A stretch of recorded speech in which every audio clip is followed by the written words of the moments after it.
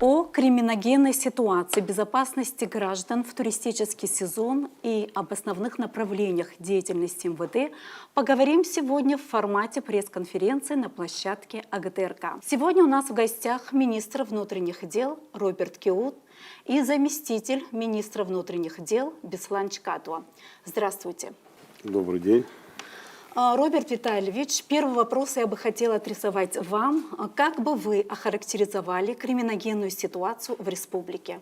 Добрый день, уважаемые представители средств массовой информации, уважаемые коллеги.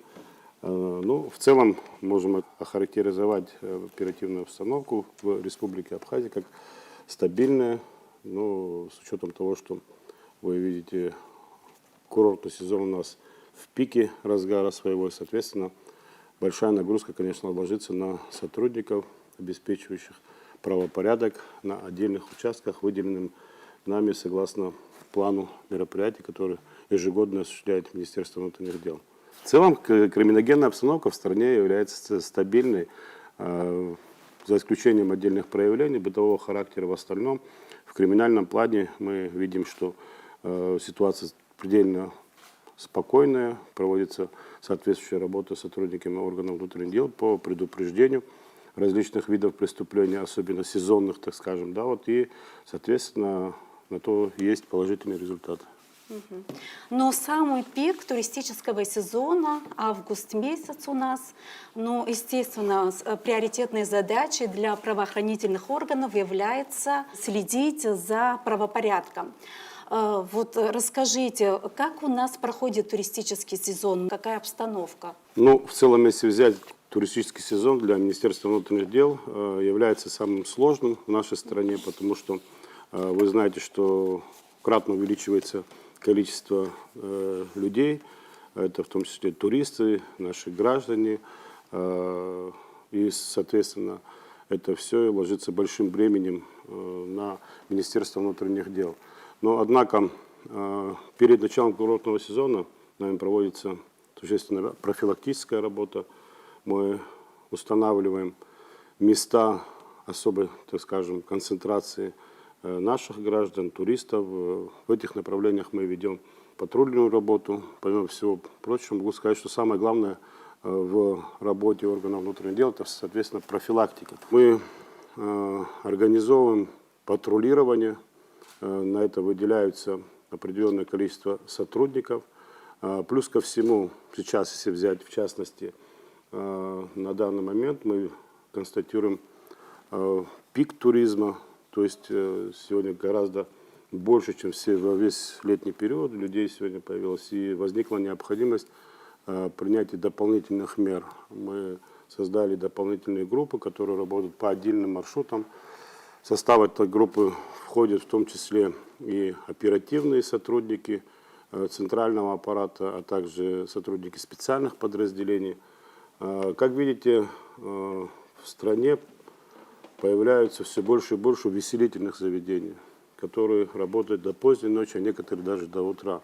Соответственно, с учетом того, что мы все понимаем, там концентрируется наша молодежь, за этим всем нужно следить для недопущения каких-то негативных процессов. Туристическая милиция – это довольно-таки недавно созданное подразделение в МВД. Скажите, какие результаты все-таки дает поподробнее? И вообще туда же привлекаются дополнительные силы.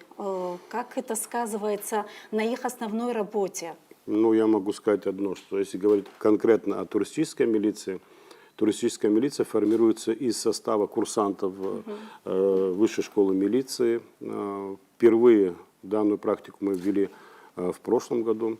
Она себя зарекомендовала положительно, и с учетом этого мы эту работу продолжили. Мы ее усилили, в том числе сегодня количественный состав туристической милиции гораздо больше. Мы рассчитываем, что в следующем году мы сможем охватить еще районы другие, потому что могу сказать смело, что сегодня достаточно, может быть, стало престижно, с учетом изменения учебного плана в школе милиции, учиться в данном заведении. В этом году порядка более 40 человек еще поступило. Это рекордное количество людей для нас, которые готовы служить Родине, готовы учиться заведениях, и мы их обязательно будем использовать уже в следующем году. Так что в целом задача данного направления, данного подразделения, так скажем, временного, именно создающегося на период курортного сезона, это оказание помощи туристам, как в плане обеспечения безопасности, правопорядка, в том числе и консультативной формы. Их наличие в местах скопления туристов позволяет нам своевременно реагировать на негативные проявления. То есть они, как и сами, имеют возможность предотвращать, также информировать ближайшие патрульные службы. Помимо них, конечно же, у нас, как и в городе Сухум, так и в других районах, работают патрули. Патрули формируются из состава действующих сотрудников органов внутренних дел. Если говорить о том, влияет ли это на их деятельность повседневную, скажу, что нет, потому что милиционер должен всегда находиться в народе, он должен работать именно на обеспечение правопорядка. Тем более, если он находится в той среде, где, возможно, может совершаться преступление, конечно же, он может реагировать от первого лица. Так что эта практика достаточно для нас уже устоявшаяся, полезная. Давайте послушаем журналистов. Коллеги, задавайте вопрос. Марианна Котова, База ТВ. Роберт Витальевич, у нас практически каждый год происходят преступления, подобные тому, что произошло недавно на пляже. Квиквискири напал на отдыхающую. Насколько я знаю, у нас это не первый такой случай. Есть вопиющие факты, когда люди уезжают покалеченными из Абхазии. Скажите, какая работа ведется в этом направлении? Может, какая-то профилактическая работа? Или то, что каждый из них понес наказание, как-то влияет на ситуацию вот с этим? Я могу сказать следующее, что действительно такие случаи у нас бывают, они не исключены. Не исключены с учетом, наверное, того, о какой категории вообще сейчас идет речь, кто совершил это преступление. Если говорить по данному факту, данный человек уже задержан, в отношении него возбуждено уголовное дело и будет наказан, конечно, по всей строгости закона. Любые преступления, совершаемые в республике, мы на них соответствующим образом реагируем и принимаем меры. То есть люди несут наказание. Конечно же, Министерство внутренних дел со своей стороны делает все необходимое для того, чтобы защитить граждан как и Республики Абхазия, так и прибывающих с целью отдыха. То есть в этом направлении мы ведем постоянную работу. Могу сказать одно: мы не подходим выборочно, поличностно, мы делаем так, как должно быть по закону. То есть этот человек, о котором мы сейчас говорим, он уже задержан и получит соответствующее наказание. Анжела Кочубея, ТАСС. Вот недавно был случай, когда в горах Кулерипского района погиб мальчик 15-летний из Москвы. Ну вот мы знаем, что он был в составе группы, которые там учатся скалолазанию. Какова судьба инструктора, который был с детьми? Несет ли он какую-то ответственность за то, что этот ребенок, вот такое с ним произошло? Спасибо. Безусловно, конечно, инструктор будет нести соответствующую ответственность за это все. Могу сказать, по данному случаю ситуация следующая. Указанная группа в Абхазию заехала без уведомления каких-либо служб. Когда такого рода мероприятия проводятся, обязательно, в первую очередь, должны быть органы внутренних дел, Министерство по чрезвычайным ситуациям и другие привлеченные органы, в том числе как и администрация района, должна быть оповещена. Их руководство, я так понимаю, решили это мероприятие провести в тайне от всех. Произошла трагедия. Молодой человек со скалы сорвался. Да, может быть, они там профессионалы, их тренировали, там какие-то мероприятия не проводили, но все должны были быть в курсе. Должен был быть отработан маршрут. То есть я считаю, что на данный момент говорить конкретно по статье на его ответственности не могу, но однозначно есть масса нарушений со стороны организаторов этого мероприятия, и они все будут соответствующим образом наказаны со стороны закона. В настоящий момент инструктор задержан, по нему проводятся следственные мероприятия. Русудан Барканджи, Абсомедиа, газета «Республика Абхазия». Роберт Витальевич, вот сейчас и вы инициировали группы, которые ходят ну, по ресторанам, по кафе, да, как бы такие проводят рейды по поводу того, чтобы изъять оружие, если оно у кого-то есть. Я видела по вашем видео, что в этих группах еще участвуют женщины. Вот объясните мне, как они заходят в ресторан и всех обыскивают или обыскивают только подозрительных лиц? Как это происходит? Ну, вы знаете, это происходит следующим образом. В конце концов, те, которые к этой работе привлечены сотрудники, они имеют определенную уже квалификацию, могут понимать потенциальных своих, так скажем, объектов, которых нужно проверять. Конечно же, в случае необходимости они обыскивают. Бывают спорные ситуации, бывают люди, когда начинают пререкаться по поводу, там, допустим, обнаруженного у него.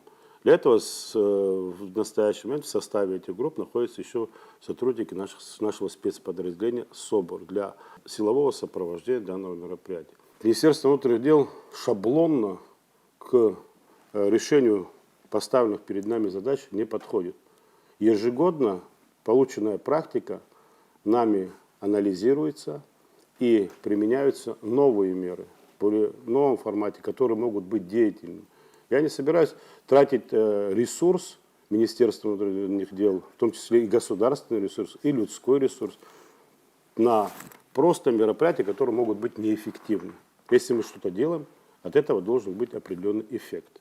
Так что понятно, что много чего еще нужно нам доработать, много каких направлений изучить достойно и применить соответствующую практику. Так что каждый год, почему вот мы в этом году формат в пик сезона изменили, потому что это необходимо. Значит, у вас в пресс-службе есть видео, где, значит, обнаружили оружие у человека, вот, изъяли его, вот несколько видео есть. Одному дали домашний арест, второму взяли подписку о невыезде, а третьего просто призвали к надлежащему поведению. Кто контролирует это надлежащее поведение?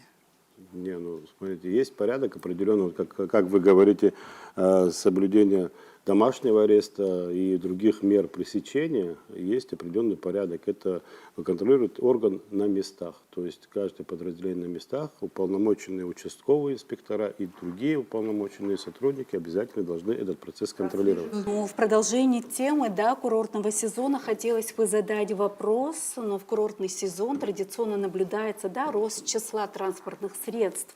А как МВД обеспечит безопасность на дорогах в условиях таких нагрузок?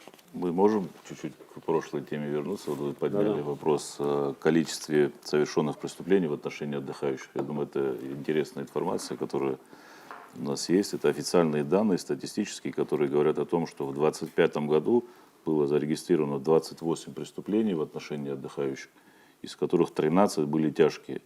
Раскрыто было 19. Значит, в 2026 году было зарегистрировано 22 преступления всего в отношении отдыхающих. Это статистика с мая по июль, то есть по сегодняшний день, грубо говоря, из которых раскрыто 15. Необходимо отметить, что снизилось количество тяжких преступлений в отношении отдыхающих. Было 5 в этом году, из которых раскрыто 4. То есть в разы произошло сокращение тяжких преступлений в отношении людей, которые приезжают к нам для отдыха. И это вот все к тому, о чем было сказано выше, что та профилактика и те мероприятия, которые проводятся, работа направлена на предупреждение и пресечение преступлений, она дает свой результат. И, конечно, в летний период в основу взята безопасность граждан, не только наших, но и людей, которые приезжают к нам с целью отдыха. То есть вот эти результаты, ну, я хочу сказать о том, что говорят, что вот та работа, которая проводится, и патрули, и вот эти новые группы, которые были созданы по поручению министра, куда входят спецподразделения, вот вся эта совместная деятельность, она как бы нацелена на именно вот такие результаты. Это что касается вот, в отношении отдыхающих, был такой вопрос. Что касается линии госавтоинспекции, конечно, в летний курортный сезон, особенно вот сейчас, как мы понимаем, пик идет сезона, кратно увеличивается количество транспортных средств, увеличивается трафик на дорогах нашей страны, движение становится плотное, Конечно, в связи с этим происходит увеличение и дорожно-транспортных происшествий, увеличение и нарушений правил дорожного движения. Если говорить коротко о статистике за 7 месяцев работы госавтоинспекции, можно сказать, что за 7 месяцев 2026 года зарегистрировано 81 дорожно-транспортное происшествие, в результате которых погибло 23 человека, и ранения получил 101 человек. Если говорить за аналогичный период 2025 года, зарегистрировано 73 дорожно-транспортных происшествий, в которых погибло 23 человека, и ранения получили 110. То есть эта статистика, конечно, отражает реальную ситуацию, потому что все факты дорожно-транспортных происшествий, тем более с летальным исходом, они фиксируются и они отражены в этом отчете. Значит, из 23 погибших, 4 человека это пешеходы, на которых был совершен автонаезд. Из числа погибших, если брать по национальному признаку, 11 человек это граждане, представители титульной нации, нашей абхазской, и остальные это уже представители других национальностей. Если говорить о возрастной категории погибших, то основная часть это возрастная категория с 20 до 40 лет, и вторая категория с 55 лет и более. То есть, несмотря на возраст людей и соответствующий, наверное, стаж вождения, такие случаи имеют место. Из общего количества дорожно-транспортных происшествий у нас мы ведем и такую статистику тоже.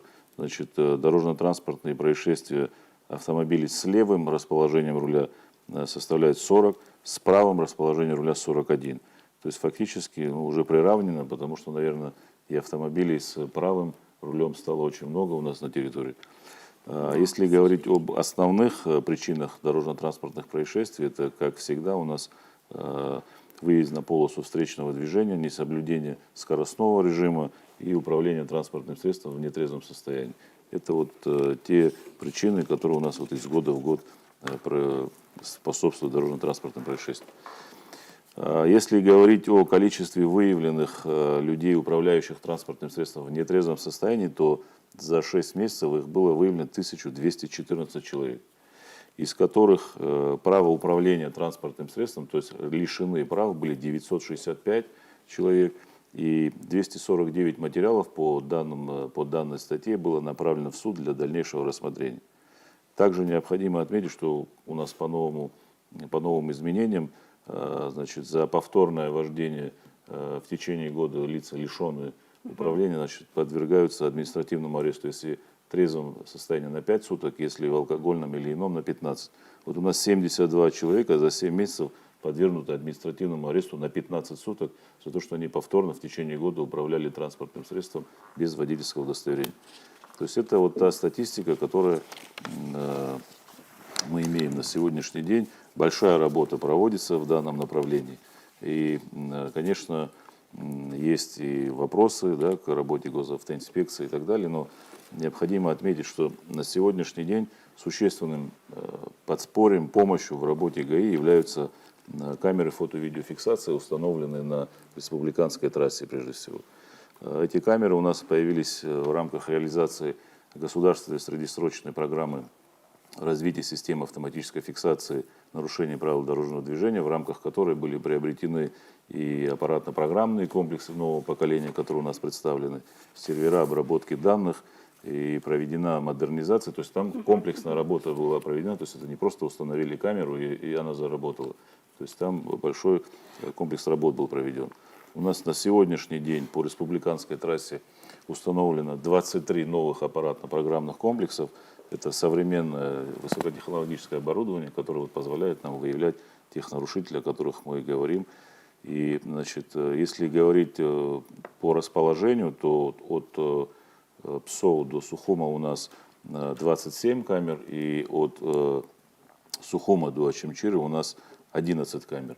Также в рамках реализации этого проекта у нас введено в эксплуатацию 7 рубежей контроля. Это рубежи контроля проезда автотранспорта, которые позволяют выявлять тех нарушителей, где им, соответственно, впоследствии вручаются эти постановления об административном правонарушении, и также где взыскиваются с них штрафы и составляется административный протокол. А также 5 мобильных рубежей контроля, которые позволяют уже мобильно передвигаться не только по республиканской трассе, но и в любой другой части нашей страны, где они могут проводить соответствующие работы. Вот я почему говорю об этих камерах, потому что вот из практики, из анализа деятельности уже можно сказать, что там, где они расположены, в этих местах у нас снижается скорость, снижается аварийность, снижается дорожно-транспортные происшествия с летальным исходом и с травматизмом. То есть эти камеры реально приносят пользу и эффект, и мы видим тот вклад, который действительно они вносят в обеспечение безопасности дорожного движения. У нас есть еще одна, значит, по этим камерам работа, которую мы проводим. Сегодня они используются, их функционал, к сожалению, используется не на полную мощность, потому что помимо скоростного режима эти камеры видят еще пересечение сплошной линии, выезд на встречную полосу, отсутствие ремня безопасности, разговор по телефону во время движения. Для того, чтобы вот эти нарушения мы фиксировали, то есть фиксировала эта камера, она их фиксирует, но мы не можем их, значит, предъявлять водителям в связи с тем, что нам необходимо внести изменения в Кодекс об административных правонарушениях. Эта инициатива уже нами подготовлена, разработана и отправлена в администрацию президента для согласования и последующей отправки в парламент. Вот как только мы внесем соответствующие изменения, функционал этих камер еще больше расширится, и, соответственно, они будут видеть больше правонарушителей, и будет у нас и кратное, наверное, увеличение нарушителей в том числе. Вот если коротко сказать о статистике по этим камерам, вот за период функционирования этих камер с 1 января 2024 года по настоящее время у нас вручено порядка 200 тысяч постановлений об административных правонарушениях. То есть это 200 тысяч нарушителей фактически, которым были предъявлены нарушения фото-видео фиксации в режиме там, фотографии, видео, там, в каком виде они хотят. Значит, из которых было оплачено 154 763 постановления. То есть из 200 тысяч, которые были вручены, и в республиканский бюджет поступило 111 миллионов рублей. Это за какой период Это времени? с 24 года по настоящее время. Значит, А все платят? но с этим у нас тоже есть проблемы, конечно, не все платят, и с должниками у нас проводится отдельно соответствующая работа, вплоть до изъятия транспортных средств. Значит, если говорить о том вот, результатах непосредственно за 7 месяцев этого года, вот за 26 год вручено постановление 68 тысяч. То есть это 68 тысяч нарушителей правил дорожного движения. В то время как в прошлом году было 50 тысяч. То есть на 17 тысяч, более 17 тысяч нарушений в этом году больше было выявлено. И составлено административных протоколов 10 745. В то время как в прошлом году было 2000 составлено. То есть разница составляет 8660 выявлений. То есть это говорит о той существенной работе, которая сегодня проводится. Ну и также, соответственно, поступления в бюджет, они в разы выросли по сравнению с прошлым и там, аналогичным периодом. Это все мы говорим потому, что действительно вот эта работа в совокупности, она позволяет минимизировать дорожно-транспортные происшествия, навести порядок на дорогах нашей страны, несмотря на то, что там да, на сегодняшний день мы видим, что не везде это получается, потому что этих камер, наверное, недостаточно, и их Да, должно быть я в бы разы хотела больше. уточнить. Вы сказали о том, что с ПСО до Сухума да, достаточное количество видео- и фотофиксаторов. А как Недостаточно. обстоят дела с восточной частью? Я, кстати, не сказал, что достаточно, я просто сказал, сколько. Вот, чтобы, Ну, больше, чтобы было по крайней достаточно, мере, их должно да. быть в разы больше, Ну, в потому восточной что стороне 11 камер. в восточной стороне у нас Хватает этого? 11, ну, этого не хватает, потому что мы видим, что реальная польза от этих камер есть. Мы, во-первых, это современные передовые технологии, которые позволяют нам идти в ногу со временем. И вообще, чем больше мы, кстати, за то, чтобы минимизировать контакт сотрудника ГАИ с водителем, для того, чтобы не было ни спорных ситуаций, не было никакой коррупционной составляющей, для того, чтобы эта работа была прозрачная, и камеры фото-видеофиксации в этом очень правильно помогают. И существо нарушения видно, это не на усмотрение инспектора происходит, и не на его взгляд, это зафиксировано камерой, где есть фото и видеофиксация. И это высокотехнологичное оборудование, повторюсь, которое действительно сегодня используется в развитых странах. Сегодня такое оборудование есть у нас. Вот. Я хотел бы еще дополнить, что там бывает мнение водителей, что штрафы, которые взимаются с водителей, поступают там куда-то непонятно куда. Значит, все камеры фото-видеофиксации, все аппаратно-программное обеспечение и комплексы, все находятся на балансе МВД. Все средства в 100% объеме поступают в республиканский бюджет. Это вот, чтобы было понятно. Скоро у нас начинается учебный период. Если возьмем, к примеру, город Сухум, в утренние, обеденные периоды, да, вот огромные пробки образуются.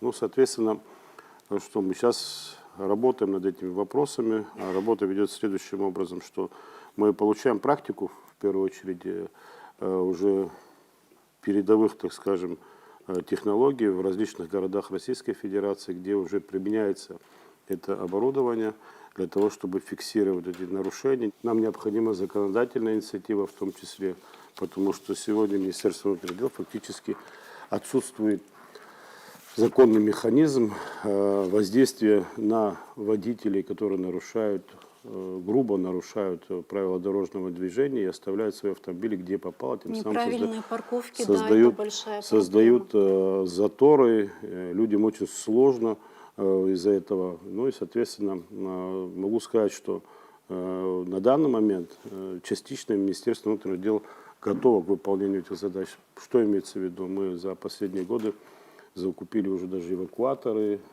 которыми могли бы проводить соответствующую работу. Но пока в законодательном порядке у нас нет такой возможности. Прорабатывается план у нас реализации такой программы, как «Безопасный город», который мог бы обеспечить полную фиксацию всех нарушений, которые происходят в городской черте. Что касается вот безопасного города, на самом деле это очень такая необходимая тема, потому что когда мы говорим о камерах фото-видеофиксации, когда мы говорим о том, что у нас происходит, да, и статистика, и так далее, мы прежде всего, конечно, говорим о республиканской трассе, где у нас охвачено на камерами фото-видеофиксации. Но дороги городов и районов, к сожалению, там отсутствует у нас такая фиксация и возможность наблюдать и фиксировать те штрафы. Вот этот проект, который он рассматривается, но для которого нужно дополнительное финансирование и требуется дополнительное оборудование. Вот если он будет реализован, то это будет существенной поддержкой не только для работы госавтоинспекции, не только по выявлению там незаконных парковок, нарушителей правил дорожного движения, но там еще и подключается система распознавания лиц, то есть камеры отслеживания людей.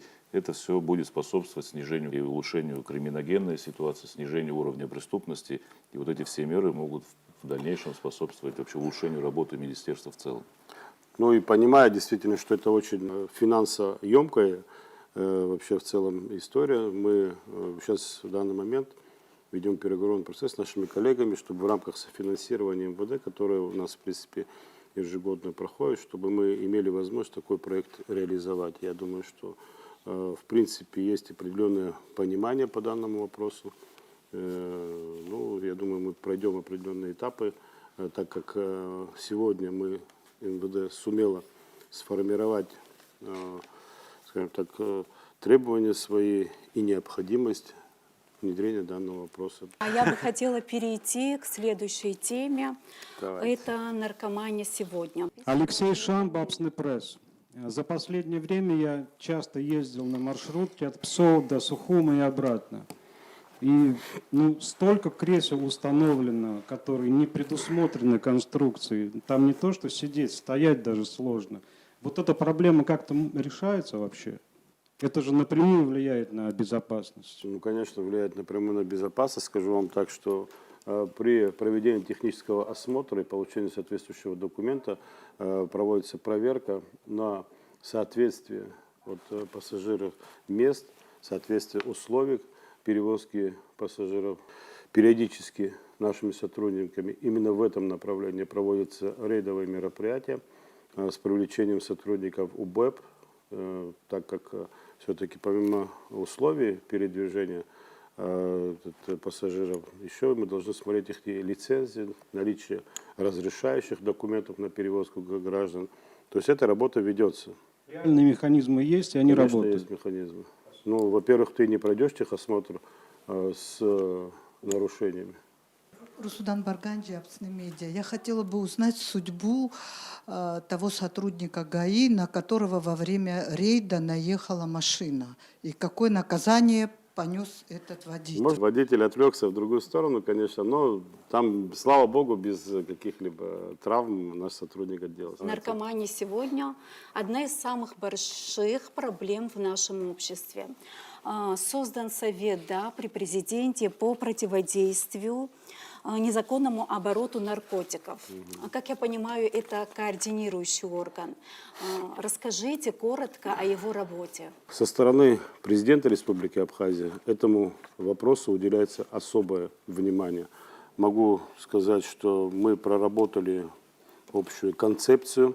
Она находится на утверждении президента. В работу по данному направлению вовлечены все профильные министерства и ведомства, в том числе учебные заведения и многие, скажем так, профильные службы, которые обязаны вместе все этот вопрос решать. Что мы имеем в виду, говоря о концепции? Понятно, что в первую очередь это борьба с наркоманией, борьба с незаконным оборотом наркотиков. Она ведется, скажем так, на существенном должном уровне. Если взять в целом, за этот год зарегистрировано 97 преступлений, чтобы вы понимали. Из них 36 тяжких, возбуждено 79 уголовных дел, привлечено к уголовной ответственности 86 лиц. Представляете, это все те люди, которые, в принципе, напрямую имеют отношение не к потреблению наркотиков, а к распространению, обороту наркотических средств. Выявлено также 10 закладчиков, если так взять цифры, 3 преступные группы. Когда мы говорим о преступных группах, мы должны понимать, что преступные группы – это те, скажем, группы лиц, которые непосредственно организовывали каналы поставок в Республику Абхазия. Мы сумели наладить тесный, очень конструктивный контакт с нашими коллегами из Российской Федерации, так как мы сегодня видим, что основной поток наркотиков идет из России. Мы с ними наладили контакт, и у нас есть результаты по предотвращению каналов совместных, по задержанию организаторов каналов на территории Российской Федерации. И в их число, могу сказать так, задержаны вот эти 3 преступные группы, именно вот это о том и идет речь, которые были задержаны на территории Российской Федерации. 2 группы были задержаны на территории города Сочи и 1 группа по Краснодарскому краю. В целом, по всем регионам России нам оказывают конкретное содействие. Если говорить о цифрах, Статистику. изъятых в этом году, да, вот на момент, когда я сюда прибывал, здесь, конечно, была цифра 900 грамм наркотиков, то есть наркотического препарата метадон, но могу уже с уверенностью сказать, что эта цифра, наверное, все-таки будет выглядеть как 1,5 килограмма, потому что вот буквально вот в эти дни, 2-3 последних дня, проводится комплекс мероприятий, который был направлен на выявление лиц, занимающихся распространением наркотиков, задержаны люди. Дальше, если говорить, 670 грамм мефедрона, 325 грамм каннабиса, это в сухом виде, в остальном у нас сотни корней были изъяты. Активно занимаемся сейчас сезон, так скажем, да, вот посевных, все районные подразделения в этом направлении сориентированы и занимаются соответствующей работой. То есть работа ведется комплексная. Мы, помимо всего прочего, готовим личный состав к этой работе. Есть своя специфика определенная, они повышение квалификации проходят. Буквально недавно вот мы на базе школы милиции в том числе проводили переквалификацию. Я вам скажу, что я был очень рад тому, что сотрудники этого подразделения проявили очень серьезные, хорошие знания в своей работе. И мы понимаем, что данная молодежь завтра сумеет еще больше и эффективнее бороться с этим злом. Но если говорить о концепции отдельно, да, вот мы тут предусматриваем все-таки вопрос как и борьбы, в том числе и вопросы реабилитации наших людей. Усилить работу и увеличить возможности нашего наркодиспансера. Планируем провести работу с преподавательским составом в школах. Я вот обращаюсь к нашим гражданам, могу сказать одно, что эта беда, раз она впервые проявила себя, она однозначно от вас не уйдет. Нам необходимо как-то хотя бы, даже если, вы понимали, анонимно, чтобы мы имели возможность обратить на это внимание. Я думаю, что все вместе мы должны с этой бедой бороться. Потому что одно государство в этом направлении, хоть сколько бы ведомств сюда не задействовать, бороться не может. В ближайшие дни, я думаю, что эта концепция уже начнет работать, так как она уже находится на финишной стадии рассмотрения у главы государства. Анжела Кучуберия, ТАСС. Скажите, пожалуйста, Роберт Витальевич, вы периодически в министерстве проводите проверку сотрудников на предмет употребления наркотических веществ. Но мы никогда не знаем о результатах этих проверок. Скажите, как часто выявляются такие сотрудники и каковы дальнейшие действия в отношении них? Есть действительно выявлены сотрудники, в отношении которых приняты меры воздействия в качестве увольнения из органов внутренних дел.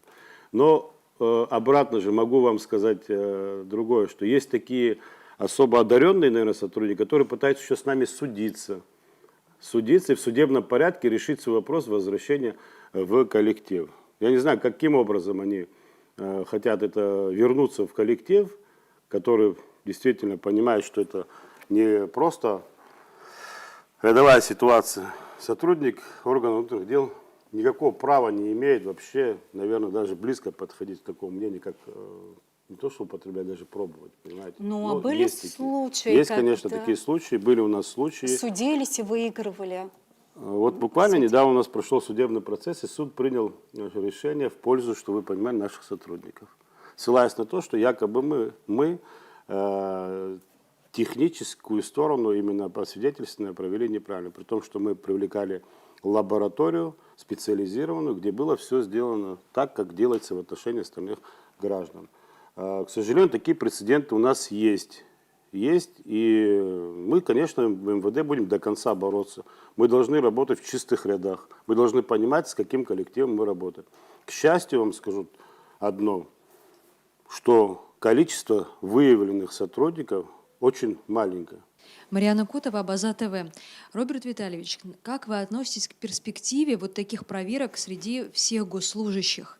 И насколько вы считаете это реальным? Согласно указанию президента, мы проводим эту проверку во всех ведомствах. В первую очередь силовых. Фактически во всех ведомствах данная проверка уже проведена. При всем при этом могу вам сказать, что периодически при назначении на должностях с кабинета министров к нам поступает запрос, мы проводим проверку. Данную проверку проходили фактически все руководители, которые сегодня возглавляют те или иные министерства и ведомства в этой стране. И при наличии новых кандидатур мы обязательно их проводим. Мы также при приеме на работу в МВД, такой практики, к сожалению, не было. Мы эту практику ввели. Кандидаты на работу, они тоже проверяются. То есть это происходит, скажем так, с эффектом внезапности. С учетом имеющейся практики обсудили вопрос приобретения ими специальных тестов на выявление такого препарата, как прегабален, то есть в народе лирика. Таких тестов в стране не было. Сегодня уже наш наркодиспансер заводит. То есть это, скажем так, наиболее распространенный аптечный препарат. По поводу ношения оружия споры идут уже давно. Это как палка о двух концах. С одной стороны, это, казалось бы, да, право на защиту, самооборону, а с другой стороны, это риски для общественной безопасности. Что предлагаете вы? Вопрос незаконного ношения или вообще ношения, скажем, в том числе и законного оружия, но все-таки находится у нас на одной из первых полос, потому что мы видим, что за последнее время участились случаи его применения в ходе, скажем, решения каких-то конфликтных бытовых споров. Статистика применения оружия в криминале, именно совершая преступления криминального характера, очень низкая. В основном оружие у нас сейчас применяется в бытовых случаях. Мы, как видим, вот очевидные факты вот последних дней, когда брат в брата может стрелять, сосед в соседа стреляет.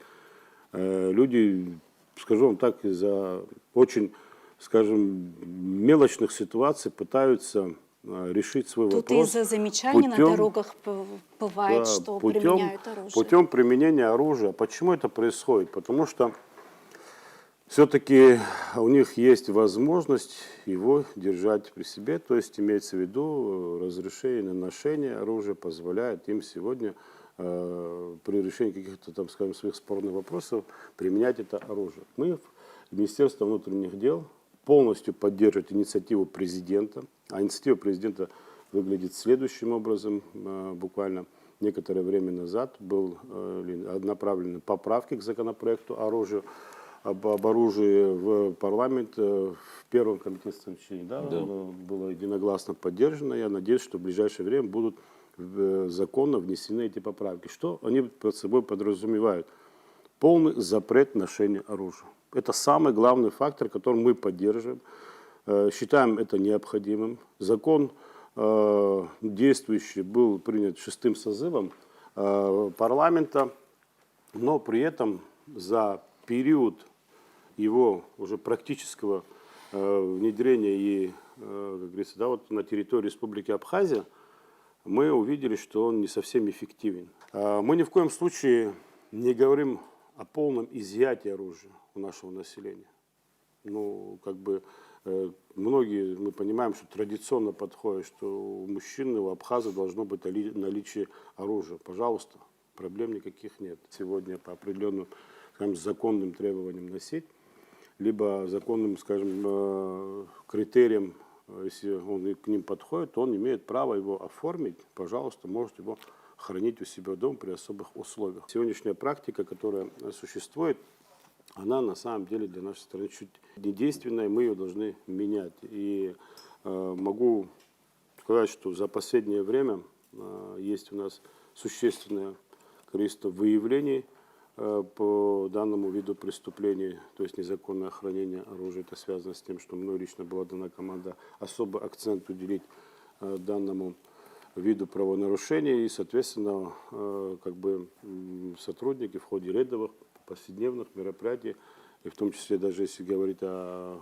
мероприятиях, направленных на обеспечение безопасности курортного сезона, именно основным критерием выявления нарушения это является оружие.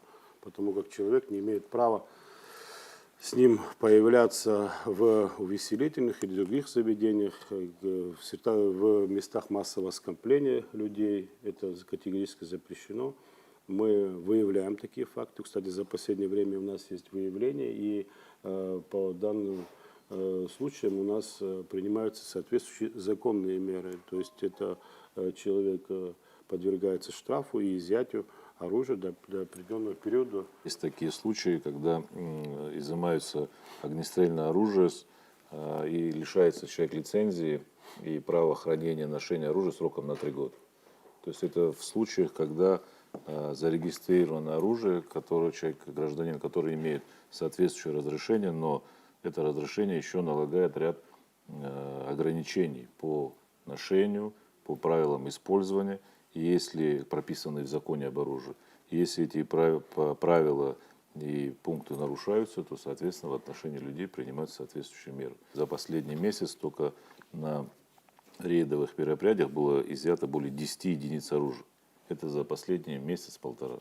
Это вот те работы, которые направлены по поручению министра на изъятие как незаконного хранения и ношения оружия, так и особое внимание уделяется законному ношению, но правилам, с соблюдением правил ношения и соблюдением правил использования.